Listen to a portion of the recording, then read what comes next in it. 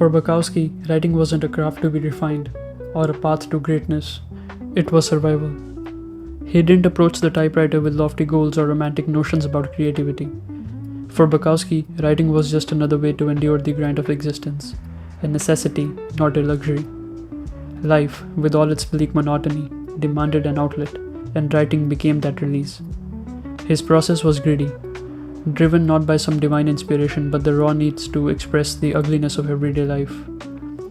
His days were spent in dead-end jobs, cheap motels, and bars, surrounded by the kind of loneliness that clings on to you no matter where you go.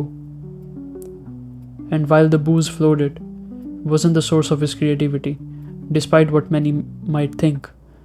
Drinking was not romanticized by Bukowski in his world. It was just another part of the backdrop, something that dulled the edges of reality but never drove the words.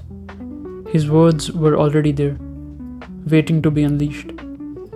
Because in a life filled with disappointment, writing was the only thing that made any sense. Bukowski didn't chase perfection. He never sat down at the typewriter with a plan to create something beautiful.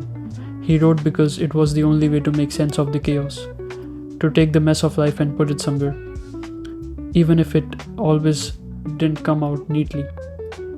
He wasn't interested in pleasing anyone, and he didn't care if the words come out rough or jagged. What mattered was that they were honest, and honesty for Bukowski was far more important than elegance.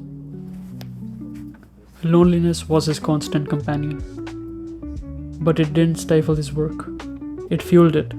In solitude of his writing room, he didn't have to answer to anyone. He didn't have to pretend to be anything other than what he was. A man putting his frustrations, his failures, his demons on paper. The page listened when no one else did, and maybe that's why his work resonates so deeply. It wasn't polished or pretentious. It was real, as raw and unfiltered as the man himself.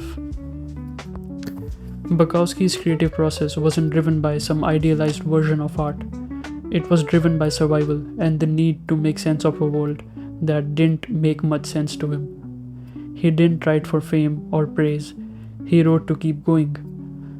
The typewriter, the bottle, the loneliness, they all were there, but the words, they were his escape.